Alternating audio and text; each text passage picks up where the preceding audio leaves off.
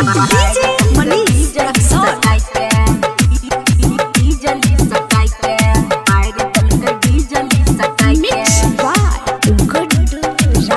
एगो लड़का एगो लड़की के कहानी छिए भाई, ओकर पूरा परिवार बनल प्यार के कसाई। एगो लड़का एगो लड़की के कहानी छिए भाई, ओकर पूरा परिवार बनल प्यार के कसाई। जाल ऐसन बिछल कई के लेल कई फसाई, ओकर भौजी होकर भौजी बोलल कई पढ़ाई के, जान ले कई बिजली सटाई के, जान ले कई बिजली सटाई के। घर में बंद कल के दोनों के हटाई के, छोटू के मार दल के बिजली सटाई के, छोटू के मार दल के बिजली सटाई के।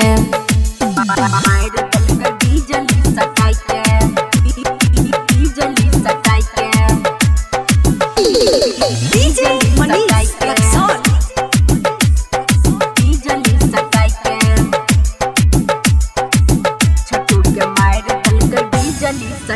एहो शादी से पहले उजर गलै सुहाग हो, लागल छे भीतरी करे जवान में आग हो।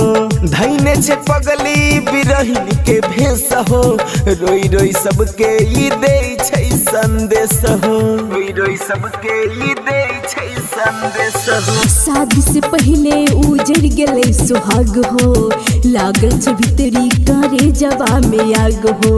धैने छे पगली उ बिरहिन के भेष हो, रोई रोई सबके उदै छे संदेश। हड्डी टूट गेलै ओकरा ऊपर दुख के पहाड़, हो टूट गेलै ओकरा ऊपर दुख के पहाड़। सब मिल के छीन लेलकै ओकरा जिए के आधार। खिलै से पहले छीन लेलकै मांग के सुहाग, ओकर भौजी होकर भौजी बोलल कई पढ़ाई के, जान लेलकै बिजली सटाई के, मार देलकै ओकरा बिजली सटाई के।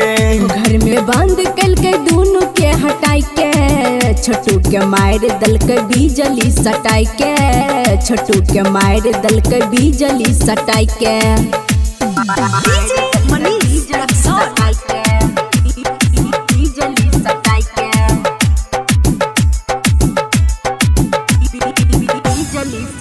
एहो उड़ल सुगन मा ओकरा पिंजरा के छोड़ के, कहे छे केना जीबै ओकरा के छोड़ के। थाना पुलिस कोई न करे इंसाफ हो, झूठहू के करे छै सब बकवास हो, झूठहू के करे छै सब बकवास हो। उड़ल सुगन मा ओकरा पिंजरा के तोड़ के, कहे छे जीवन नाही ओकरा के छोड़ के। थाना पुलिस कोई न करे इंसाफ हो, झूठ की आस दे के करे बकवास। राइटर प्यारे कोमल शर्मा कहे छै इहे बात, राइटर प्यारे कोमल शर्मा कहे छै खुशीलाल। दुनिया बनल जाय छे प्यार करे वाला के काल, उ त मुर्गा के लेखा करे छै हलाल। ओकर भौजी होकर भौजी बोलल कई पढ़ाई के, मार देलकै ओकरा बिजली सटाई के, मार देलकै ओकरा बिजली सटाई के।